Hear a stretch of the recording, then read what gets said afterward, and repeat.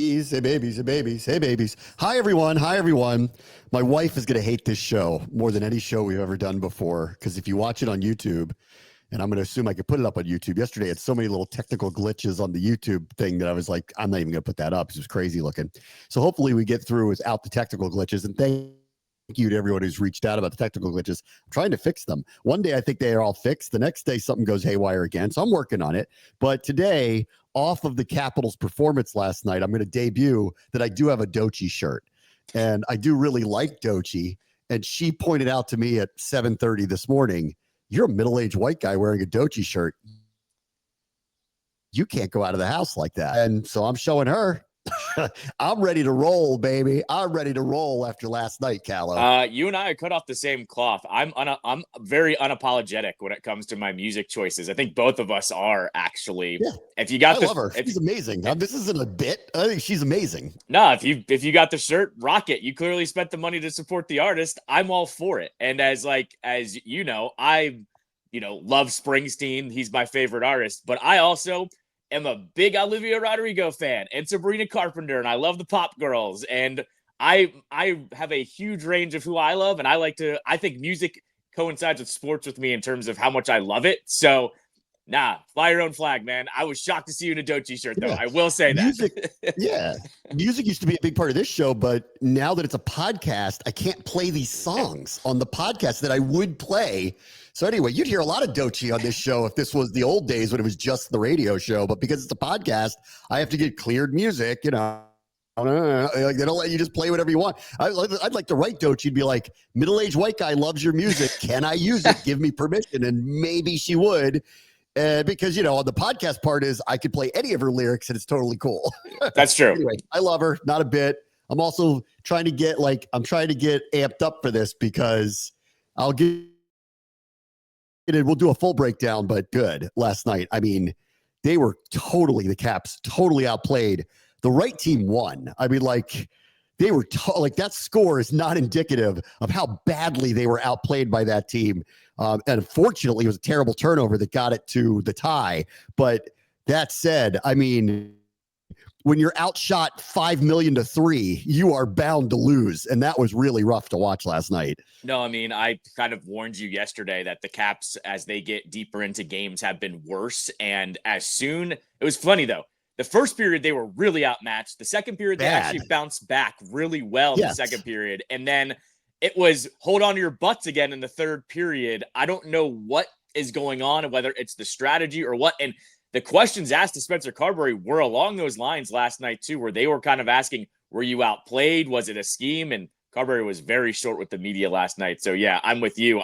The score was not indicative of how bad it was. What I will make the argument is the Caps played terribly. It was still just a 1-goal overtime loss. So it's not totally panic territory yet. Yes, and I think part of that was Logan Thompson played outstanding again, and he caught a few breaks. I mean, there were multiple posts that were hit. Yeah. So, and maybe, I was kind of looking at the stats last night of Carolina because they outshoot everybody. So it's not unusual for them. But not have world-class finishers because this is what they do. It's a volume game for them. And the volume part doesn't bother. Well, maybe to this level it did because it was so lopsided that it was obvious. They had the puck way too long, especially in the offensive zone, way too long. You're just waiting for a mistake. And they got one, right?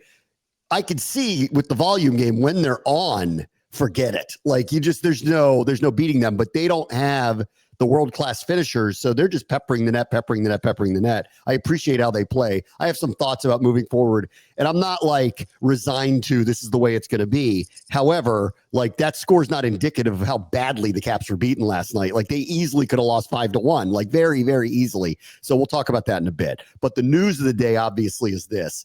George Pickens got traded to Dallas this morning in a swap of draft picks. It's a couple of draft pick moves. It's Pickens and a pick for 2 picks back that are both better than the pick that they got. I think a 3rd and a 5th for a 6th. And actually, I think the 5th is 2027, not even 2026. But Pickens leaves. He goes there. There were a couple of interesting reports. I'll get to the Dallas part in a moment. I saw a clip from Ian Rappaport this morning where he said that Aaron Rodgers has been throwing a lot in the offseason to DK Metcalf, but hasn't been throwing to Pickens, i.e., now you start to understand like why the Steelers are so complacent that they're going to get him to show up. And then Rappaport's like, obviously this wasn't a surprise to him. He wasn't working out with the guy who would be a 1A on the team that he was going to sign with, Pickens to Dallas. So from the Pittsburgh perspective, this comes as what I guess is reads as to Rappaport is no surprise at all that this was happening, not to Rodgers, who they're trying to entice to come there. I don't know whether Rodgers had any say in anything like that, but it would insinuate that he was like that. I wouldn't know what he would know about Pickens. If I'm Dallas, I would be heavily concerned that someone this talented was available at his age, was available. The maturity part of it is the big part for him. He's an extraordinary talent. We saw him last year when he came here with Pittsburgh. Extraordinary talent. You know, the reputation is he's tough to deal with in the locker room, can be immature, will make, gets a little tuned out when the ball doesn't go his way. So, but like from Dallas's perspective, I mean, I'll just say this is a massive upgrade, like a massive upgrade for them. So Jerry actually comes through and actually makes a big move like he says he was going to make. Yeah, let's start off from the beginning here too with, once his name was rumored in the draft, that made sense of the DK Metcalf trade and pay, because I think that was a big part of the Metcalf trade was you have to give up the compensation, then you have to hand him a new contract. They did. And I remember thinking right away, oh, that means they're not signing Pickens because he's going to want more money. And I don't know if he's going to be the guy. So as soon as the draft rumor started, you knew he was going to be on the move. You just wondered for how much. It was also one of those scenarios too. I've said this about a couple of different teams. Why you don't put them on the market earlier on in the offseason when everybody's making these trades is really weird to me. But either way, they get their pick here. And I've said this before, I think you get picks for next year's draft, not this past year's draft. They went ahead and did that, the Steelers did. But what I'll say is it's going to make a very good tandem with Lamb and him. But it does, beg the question. Dallas now has another contract that's you have a guy that wants to get paid. So is this a true rental? Is it like Deebo here? Or is he going to get mad and want another contract too? I just think it's funny. Dallas didn't solve their contract problem. They added another one to the pile. So I'm pointing that out. I will say though, that's a scary wide receiver duo. And honestly too, they could get by, with those two very easily. That's a nice little receiver unit that they've got now. Like some teams are very good at picking things. The Steelers are good at picking receivers, and they have for a long time through the years. They pick a lot of receivers. They move off of ones, and you're surprised sometimes when they do it. It became evidently clear what was going on. Antonio Brown's talent was so extreme that, they tried to play that out for as long as possible. Once he was gone and not under the Tomlin Steelers cover, you found out that there was a lot going on under the hood with him that they were probably dealing with throughout that they, that they dealt with. But his talent is so outrageous that you try to put up with anything to try to make it go. But through the years, it's been plenty of people that they've just moved off of, like Deontay Johnson's one that they just moved off of him. He went to Carolina. Then he got traded a couple times, didn't fit in wherever he was. And he looked like he was very productive for them. And everybody was like, why are you walking away from him? So the Pickens thing must be a mess because his talent is immense, right? He's extraordinarily talented player. He's as good as anybody in tight spots on the sideline, getting his feet down with his hands.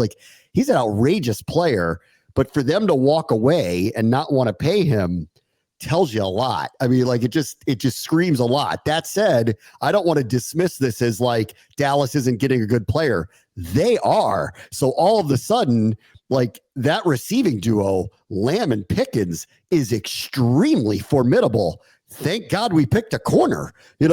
All of a sudden, boy, the loading up in this division again is really, really ramped up here. And I think Dallas had to do something. And maybe this is risky by taking him because he's going to come with baggage, but the talent's undeniable and it makes them, at least on paper, a lot better and a lot harder to deal with. I'll argue the Steelers part of this. As you just said, they always find another wide receiver.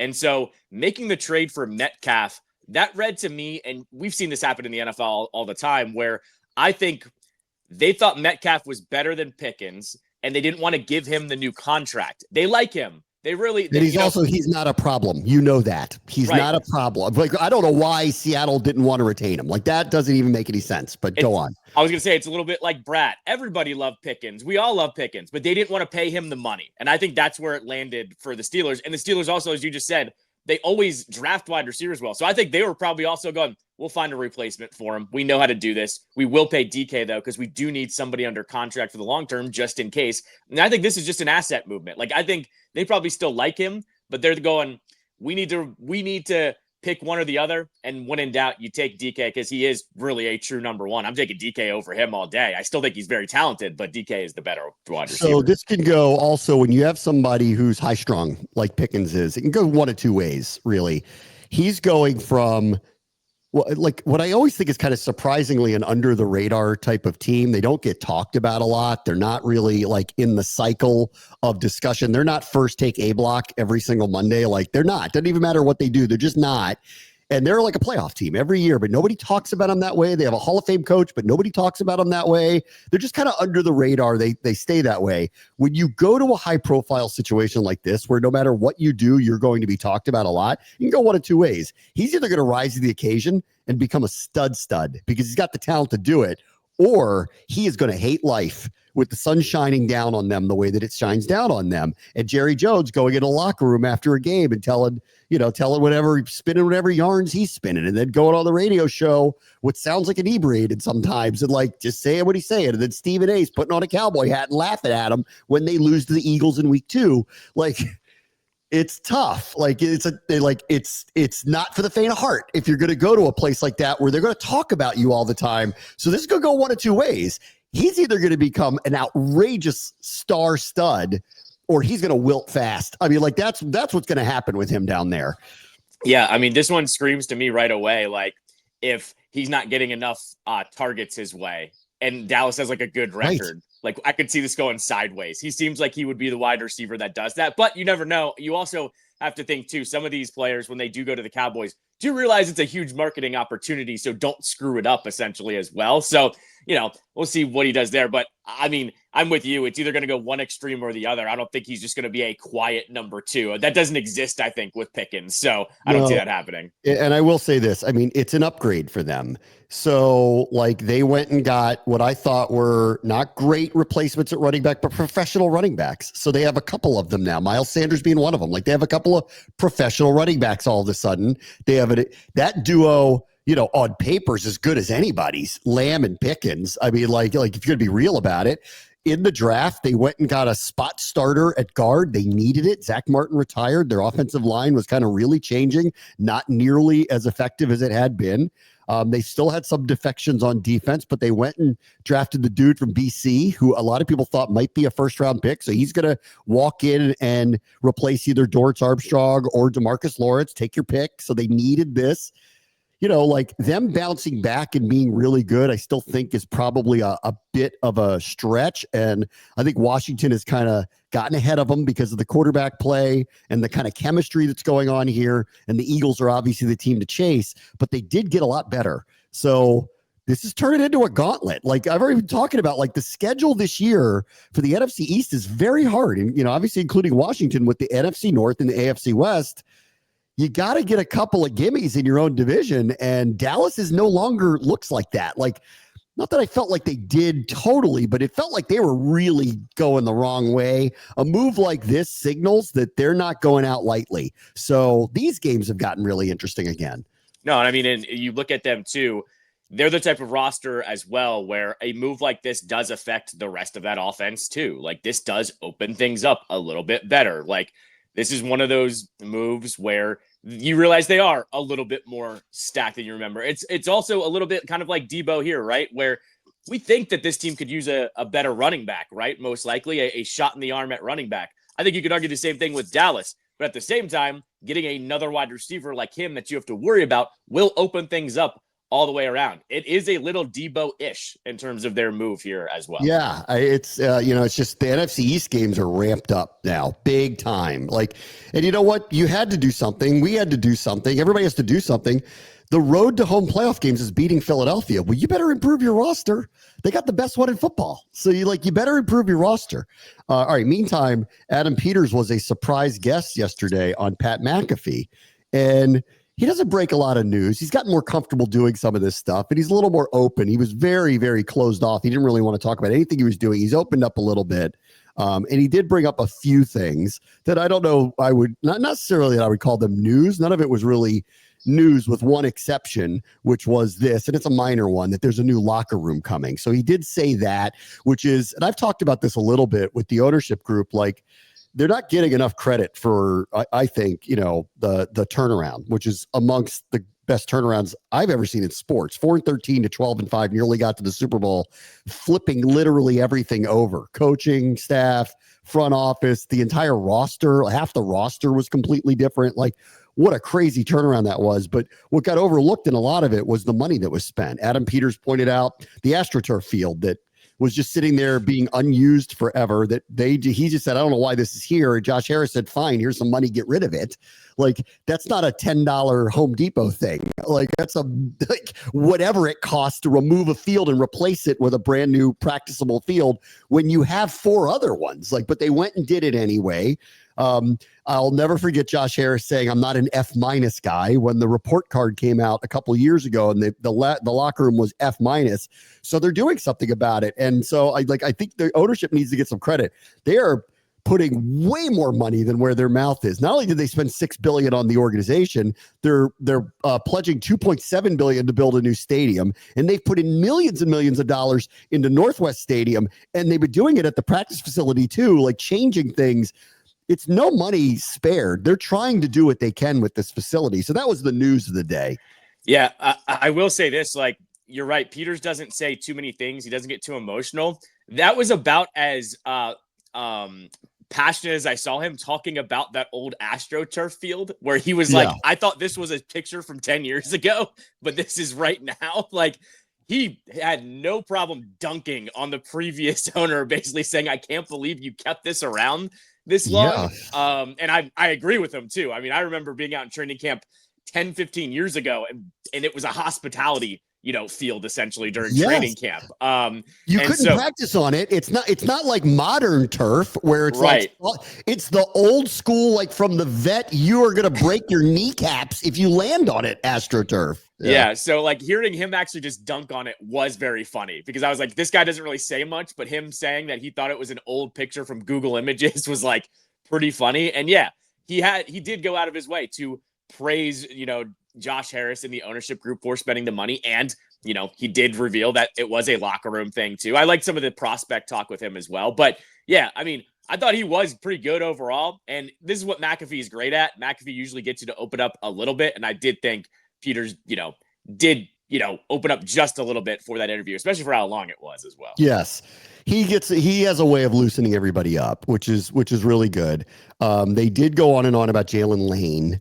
Yeah. And this is Jordan McGee of this year, where it sounds like everybody was on board with this. They are getting speed. They needed explosive speed. I think his role, at least initially, is as a punt returner for sure. That's hopefully where he can contribute immediately for them. They don't have anybody else on the team that figures to challenge him for this. So he's going to be front runner to get that job, as long as he doesn't mishandle it. And considering he did it in college, that's where he's going to be. And then I'm sure they'll try to find ways to get him onto the field with the speed as they incorporate him into the offense. The other two things that he said that, again, neither one are really newsworthy, but I'll just bring up. He talked about the Deebo trade and described Deebo Samuel as someone who can, quote, will you to win. Deebo was really one of my, listen, you know me, I love effort. Like, more than anything, I love passion and effort. And if you give me passion and effort, the chips will fall where they may, and you will not hear me complain. But if you put everything out there and you do everything you possibly can, and it obviously matters to you, I got your back. And if we lose, we lose. We pick up the pieces. We go to the next week.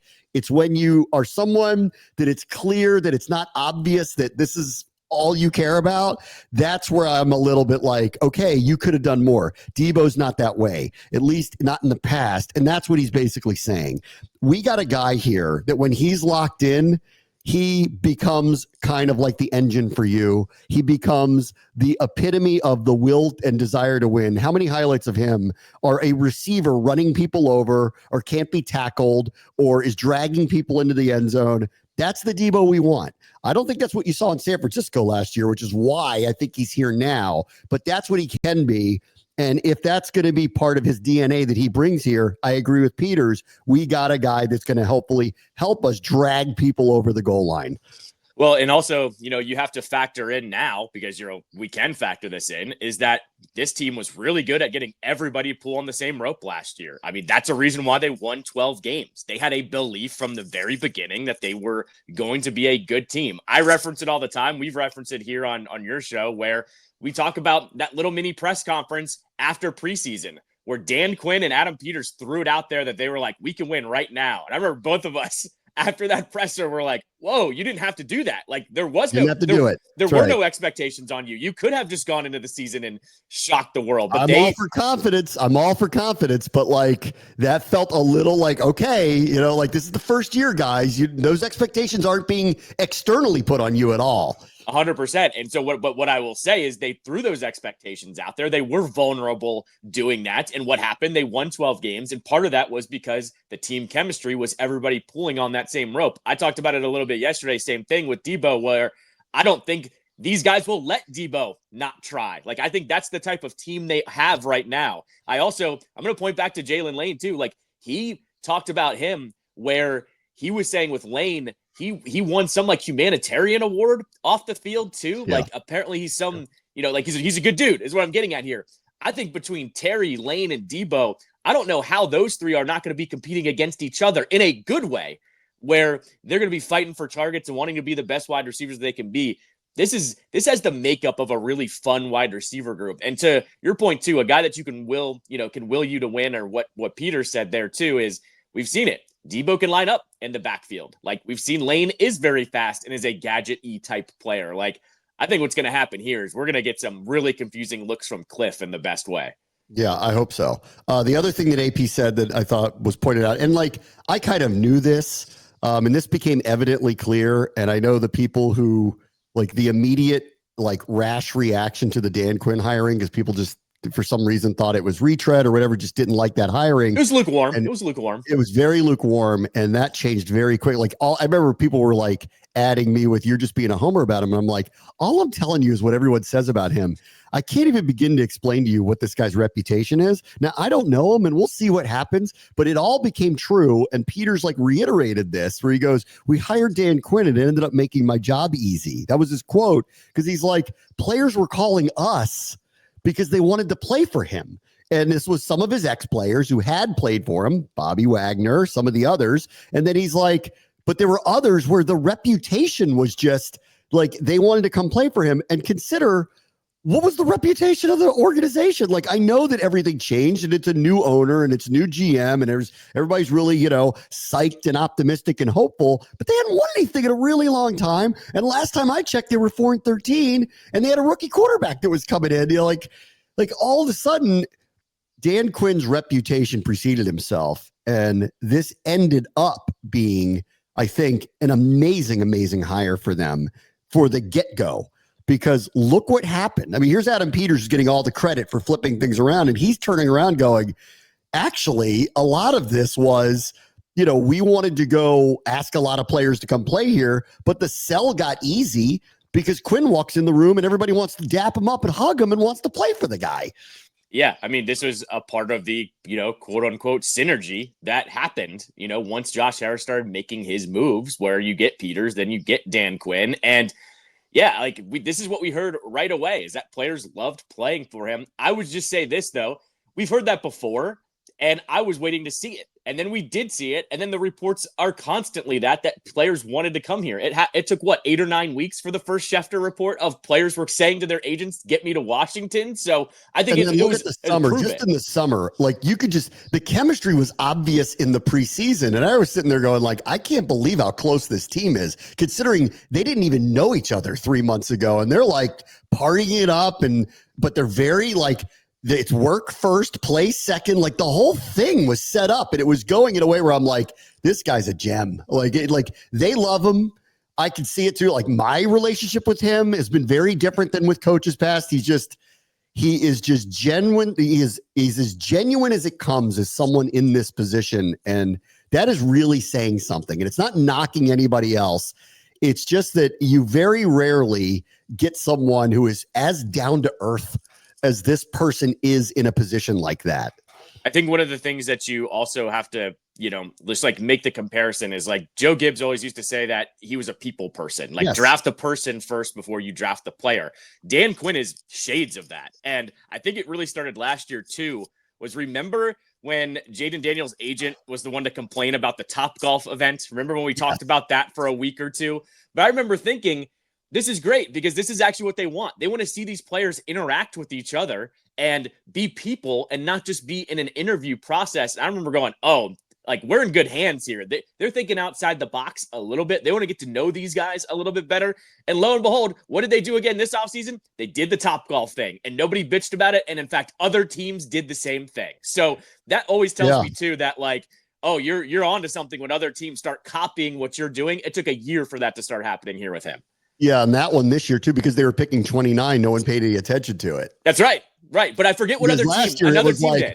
Well, does Drake May share the mozzarella sticks? Does Jaden Daniels got a good sandwich? That's what was going. This year was kind of like, we don't know who we're picking, so go have fun, boys. Like whatever, do whatever you want out there. But what I remember when it happened last year, I said this is great because these guys, you know what happens? You get monotonous. Like you've done this before. I've done this before, where you're looking for a new gig and you do a million interviews, and you just sometimes your brain breaks a little bit and you turn it on autopilot. You know what they did? They made a little bit of a competitive, fun night at Topgolf. They still talked to all their guys. And what they did really more mainly was see how they interact with each other. And I think that was a great thing. And I think that's just Dan Quinn in a nutshell. I want to see how you interact with people before I see you on the field too. I'll tell you what, we got 1 week till the schedule comes out. Off of this Dallas move, we know what Philly is, and everyone is starting to buy the hype of Washington. Holy cow. The NFC East is going to be wildly profiled throughout all of the prime games. Like I saw some Eagles reporter wrote like, as the schedule's coming down, these are the games that all the networks are fighting over. And it was like 7 of them, because it was like the Commanders ones, the Cowboys ones, they're playing the Chiefs. So everyone wants this Chiefs game. They're playing the Bills. Everybody wants this Eagles-Bills game. We're going to have the same thing. We're playing the Chiefs. We're playing the Packers. We've got the Bears again. What, you think that's not going in a prime off of a Hail Mary? You think that's not going in a primetime window? Of course it is. It's like too set up for it to be not in a primetime window. You think we're not playing on Thanksgiving? Of course we are. We're probably going to get stuck on Christmas or something like that. Like that's all going to happen this year for all of these teams. Boy, this division's back. I mean, this year, like really, really, really back. Well, and the other thing here too is like, as you mentioned, it's not only this, it's the NFC East is playing the AFC West and they're playing the NFC North. So like all these matchups are looking really massive. Good, like huge. Like massive. You get the Lions with all of those matchups. There's a Lions Eagles game. There's a Lions Cowboys game. There's a Lions Commanders game. They're Bears for all 3 of those. The Chiefs for all 3 of those. The Packers for all 3 of those. It's going to be a wild year.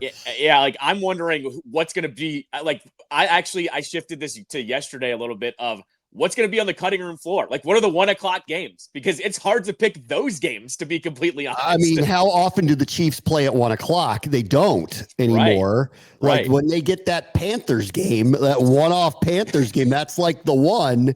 But everything else is either a night game. We're heading down that path. So is Philadelphia for sure, and Dallas because they draw. This is what I'm expecting next week, that we're going to be playing each other in primetime windows, and it's just going to be littered up and down the schedule with these 3 teams are going to be in so many prime windows throughout the year. You're not even going to believe it. The other side of this too is that Bears game. Like, yes, Hail Mary happened last year. That was a 425. That got flexed into the prime afternoon slot. Previous year, Thursday night. Year before that, Thursday night. The previous matchup before that, Monday night. Last time I checked, those previous 3, both teams sucked and they were still on prime time. Now they're actually good. And so that's the other thing here is they're going on prime time. It just, I don't know where they're going to go at this point. I agree. All right, let me take a quick break. Bray, watch the show ESPN 630, the Sports Capital. All right, 2 stories I want to get to before we get to the Capitals. We'll do a breakdown of their Game 1 loss in overtime to Carolina last night. But this, I don't know if you saw this. So the Sports Administration is weighing in on more sports lately. I have a theory on some of this, that this is not pre-planned, that the president wanting to announce the draft coming to DC, which is a really cool thing, had the Eagles, Super Bowl, championship thing the other day. He's used sports in the past. He went and did an NIL thing as part of a rally or a speech at the University of Alabama recently. And now all of a sudden, Ted Cruz is headlining a committee to talk about sports streaming, which I actually think is important, and I'll get to in a moment. I think actually some of this is this administration has hit a thud in the press with a lot of the things that they've done, some of it for very good reason, especially with the financial stuff where the stock market kind of tanked and the tariffs are not hitting very well. It's been topsy-turvy with all this stuff. And I don't want to get political about all that stuff, but I think they're leaning into something that everyone relates to right now to try to change the narrative about what they're doing, because I think it's easy wins to be like, we brought the draft to DC, or we're going to go after sports streaming because all fans want to see their games, which I'll get to. I do think this is a big deal. I do think this is something that Congress should look at. I don't know what they can do about it. And if there was ever a time where they could threaten and leverage antitrust status type of stuff with them, it is over access to their games. And because when this was initially granted years and years and years ago, there were only 3 networks, and it was basically somewhat in the best interest of fan bases to have access to the games. Well, we're in a different world now. I have YouTube TV. I literally cannot see Masson, even if I wanted to, which is a little on them that, like, my kid can't watch Nationals and Orioles games because I don't have a traditional cable package, and Masson doesn't offer a streaming platform outside of being within a package, to which I would say to you, why? I'd buy it. I don't know what you're doing, but whatever, what's done is done. My kid isn't seeing the first full season of James Wood, guys. You ever notice that? Like, maybe you'd want to change that. I'd like to show him to him, but you're not letting me do it. And this is all kind of wrapped up in all of these rights are going in different places. The NFL's on 18 different platforms. The MLB is all over the map now. You could get certain streaming things. You get blacked out of other things. The NBA just made a deal. Amazon's going to get a lot of their games. TNT, I think, lost it. ESPN, everything's just all over the map. And it's hard for people to find what they want, where they want, and to get it into a streamlined situation that doesn't cost $1 bazillion to have it. So I don't think the senator's wrong to have a committee about it. Now, we are in America. You do get to sell your rights, but I do want to see what can they do to help maybe make this process either a little more affordable, or I think really better for everybody. People want to see their teams play. Can we figure out a way to, maybe this is just the genie's too out of the bottle with all the streaming services. Is there a way to streamline this so that there is a quote unquote sports package you could have? I don't know what the end result is, but I do agree this is something that needs to be addressed for all sports fans. No, I mean, I think you hit the nail on the head with the antitrust thing. Like, I said this about the NFL. Here's the best part about the NFL and why I think the NFL has gotten to the point of how popular it is. 90% of their games are on network TV, where if you have Fox, NBC, CBS, just over the air on antenna, like I have a digital antenna. That's how I get most of the games, right? That's where I've always landed of, I have no problem with that. You have the antitrust, but last year or 2 years ago, I think is really when it started where there started to be a couple games on Peacock. Now we have Amazon Prime. Now we're starting to get to the point where Netflix had it. Yeah, Netflix. Exactly. Yeah, there you go. Netflix had prime games, right? And all of a sudden, you're just kind of seeing this claw of the schedule a little bit, little by little, to this digital platform. And I don't know exactly what Cruz said, but I would say it's the concern there of, you guys have the most popular sport. You're pretty much you're the number one American sport, and you're becoming a little less accessible. That's a concern to the other teams like basketball and baseball and hockey. Those have basically always been cable as long as I can remember. But I've always made the argument, we're seeing it out in Phoenix. You and I talked about it all the time with the Suns and the Mercury, that they're going to go to over the air because they think it's more valuable to be accessible to everybody. Yes, it is. I'm with, yeah. And I'm with you. Like, you can sell your rights, but I remember thinking about this years ago. I'd rather be accessible to every home and every household, to any kid that doesn't have cable. They get to watch your games every time for free. Like, and you get the advertisement that reaches more people. I made this argument for a long time that it's more valuable to get your brand out like that. Maybe Cruz is kind of thinking the same thing here. Why am I paying for this when it's actually just more valuable to make it accessible to everybody? Yeah. Yeah, I think accessibility is the key. And I use the baseball example, especially. The Masson thing's infuriating to me. Like, the fact that I can't expose my kid to the Nationals and the Orioles on a daily basis, to whatever degree that he'd want to be, for me as a fan of these teams. So I have to buy, like, how you guys haven't figured out how to make that accessible to everybody in the modern era makes no sense to me at all. For Masson, they did launch it this year, but the problem is it's only the two teams that are there. So my thing is I don't want to pay for it. It's not a standalone stream, though. Yeah, it is. It is now. Yeah, it is now. Like, they did just. I thought you had to buy it through Fubo or something like that. Like, you didn't have a choice. You had to get it through a package. I think this year they finally did it, but at the same. I looked into this. Okay. I'm pretty sure you can if you already have a package somewhere else. Okay, I'd have to look into it. I get my baseball through ulterior means, which goes to this conversation as well. So I've never really looked into it. I just know they launched it this season, and I go to a certain place to watch the games every night. But anyways, what I'm getting at here is, it's another problem too of, like, here's Masson. Oh, pay for this service. You get both of these teams. Well, I remember thinking right away, I'm not going to sign up for this because it's always a bitch to cancel these subscriptions as well. And next year, y'all don't have the Nats either. So I'm going to pass on this for right now. I've said this for a long time as well. I get it. Local rights are local rights.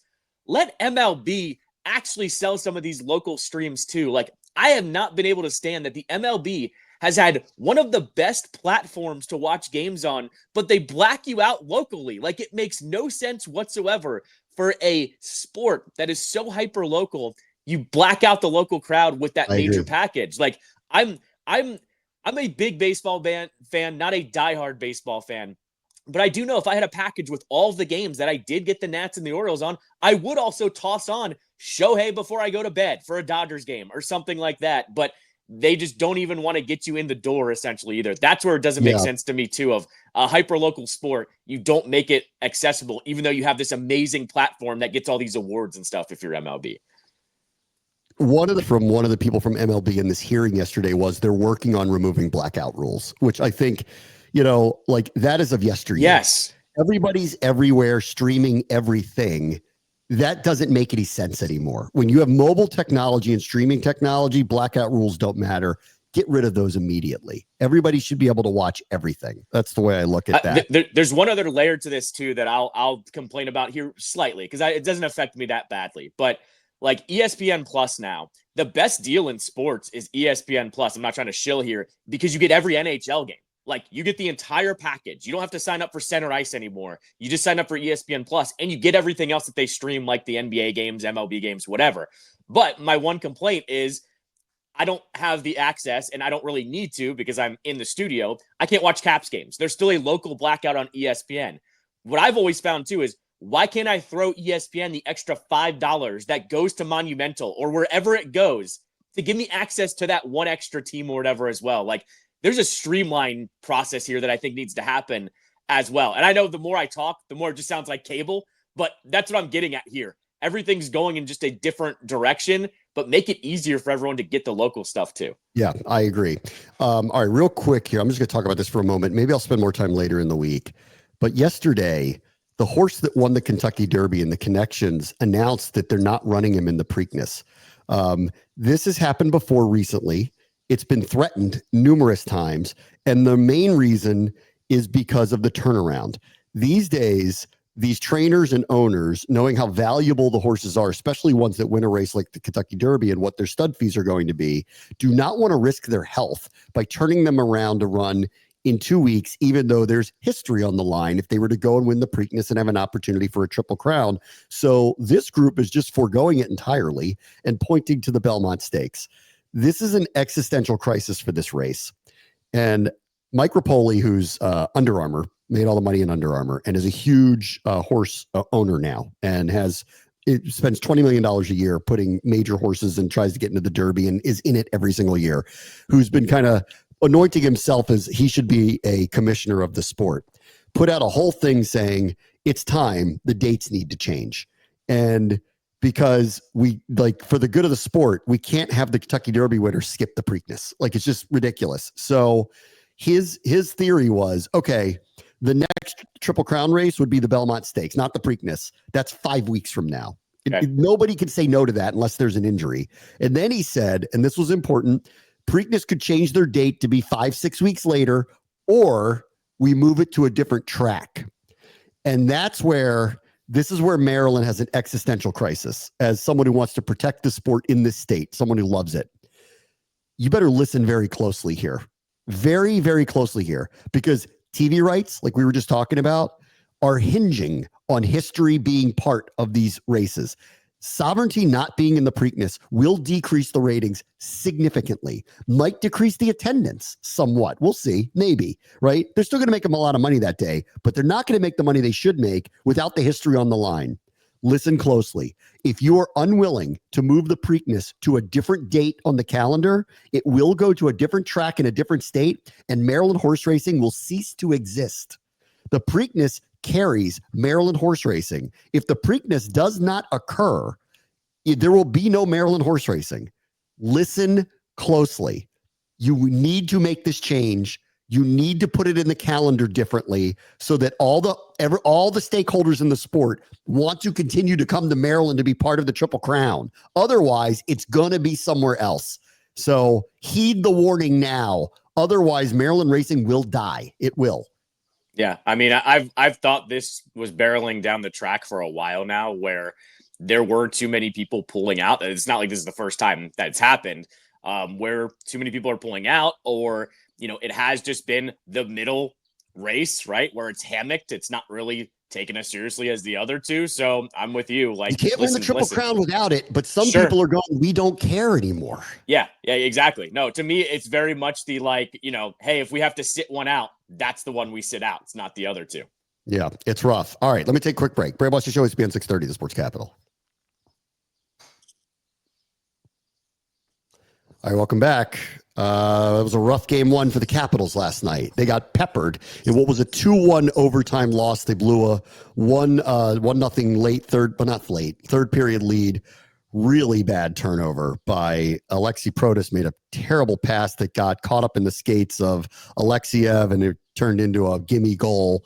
So Logan Thompson, who was really, really, really fantastic, I thought, last night, foiled by this late turnover. They get to overtime.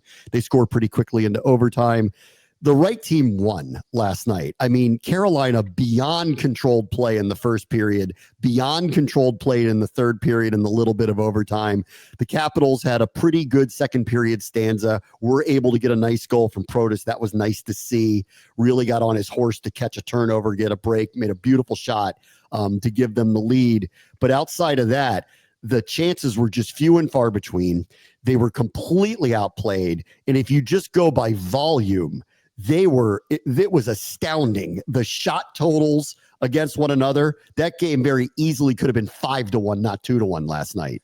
Yeah, I mean, I would say that the Caps, I think I told you the two difference makers that I was looking for last night were Alexi Protas and Logan Thompson. They both showed up. I would say Tom Wilson as well. Physical as hell again, set the tone. Yes. I think if there's one thing they did right last night, it was the physicality did come through in that game despite all of the offensive zone pressure by the Hurricanes. I'm going to go with the more optimistic approach here. The Caps looked pretty pedestrian for, I'd say, 60% of that game.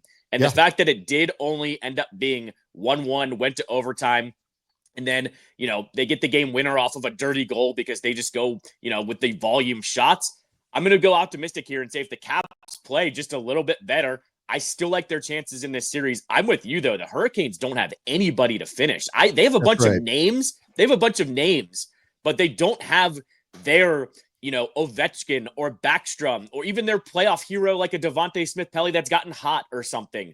They don't have that guy right now, and that's where my confidence was. I'm not going to say high because that's not true after a loss, but my confidence was okay after last night thinking, okay, if these guys pick it up here a little bit more, I really like them. There was that chance late last night too where Ryan Leonard almost, he had a great breakaway chance and he couldn't bury it. He just missed the net. That was another one where I went, okay, if he's even on the ice, it means Carberry trusts him enough to be out there. They need to find their footing here. What I'd like to was the messaging last night too. Tom Wilson literally said after the game, we were off of our game the entire night. Carberry agreed. He goes, he was absolutely right. When they're just saying that out loud and it wasn't off of just a mistake and it's as devastating, I like that mindset a little bit more. Yeah. And I'm not down on it entirely yet. Obviously game 2's enormous. Sure. Agree. You can't lose both home games. You go down there and think you're going to survive. I know it's hockey and all, but it's a big ask. They got to win tomorrow night, in my opinion. They got to figure out a way to win. On the physical part of it, I would just say this, that team's a volume shooting team. I'm not as bothered by the volume. It was way too lopsided last night. I don't mind them. If you look at they kept showing total shots. It was in the 90s, Well, 60 of them weren't on net. They're just peppering things. It's a shooting range, so I wasn't I'm not upset about it. I get more upset about quality chances is really what I get upset about. The difference that the Capitals are going to have to make here is I think there needs to be a more sustained physical presence. I think Carolina had too much time in the offensive zone last night. They are going to settle. They are just going to pepper you with things. They're going to fire things from bad angles. I'm okay with all of that. They're looking for mayhem. Well, that means they got to pay for this. Right? If they're not going to skate around and try to make the perfect play, well, you got to make them pay for this for just trying to pepper your goaltender the whole night. It's get physical or go home. That's the way I look at it. It's the only way that they're going to end up getting back into this thing and back into the series. And again, I don't think this is a lost cause, and the volume doesn't kill me here. I thought it was too much last night. It was really the sustained offensive zone pressure. And they got fortunate. I mean, how many posts did Carolina hit last night? So it was just a little too much to overcome. They need to get a little more physical. They need to make it a little bit harder on them. I don't care if they shoot the puck 60 times, if 40 of them don't get anywhere near the net. That doesn't bother me. Go ahead. Take bad shots. I don't really care about that type of stuff. But I didn't like how much time in the zone they had. It's a recipe for disaster for this team. This team had their chances were too few and far between, and the volume will get you in the end in that case. I would say this too. This Carolina team reminds me of the Capitals 2010s teams, the early ones, where they would have a million shots on net. They didn't have, their really good chances. And then when they would play a good goaltender like Henrik Lundqvist, the series would drag all the way out to 7 games. And it was best man wins in double or triple overtime. That's right. Whatever it would be. Here's the one thing that Carolina has that the Caps don't, though, in those 2010s teams. Carolina's penalty kill has not allowed a power play goal yet. They are, I think, 16 for 16 or 17 for 17 the entire length of the playoffs.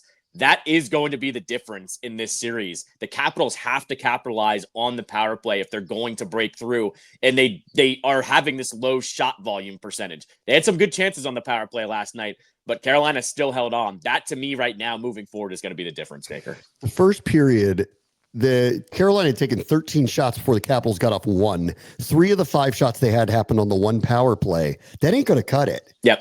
Correct. 2 shots, 5-on-5 in a period. How are you going to win? No, you're not. So I'm with the team here, and I'll buy this. They were off a week. This was going to be weird. Game 1 was going to be weird. Neither team had played in a week. Like it was going to be weird. I'm all right with I trust these dudes. Like I trust them that they'll turn this all back around. They got to be the more physical team though. They got no choice here. This team just wants to pepper your goaltender all night. Well, it just takes one stupid bounce and you're down 1-0 and you're playing from behind. Like that's where the volume gets you. Or a couple of their guys actually connect on a couple of these shots. And that's where the volume gets you. You bet they need to pay for this, right? Like, yes, they need to pay for this. And if they don't, then they're going to skate around and shoot the puck a million times and a couple are going to go in and you're going to lose and go home. That's what's going to happen. The other side of this too is the defensive play of Pierre-Luc Dubois has been great this entire season, but he's out there against the top line. I think last night they were getting outchanced something crazy. It was like, 20-2 or something. That line needs to at least throw at least a counter punch here and there. They can't just sit there in their own zone either. Dubois is a skilled player. He's usually on the number one line, going up against the other team's number one line. That's where my counter punch has to come here a little bit as well. You can't just sit back there. You got to counter punch here and there just a little bit. I'm still very optimistic about this series. I think they were off their game. If they get back on it, they just need to steal one in Carolina to get the series. 100%. All right, we'll do a full preview game 2 tomorrow. Bram, watch the show, ESPN 630, the Sports Cap.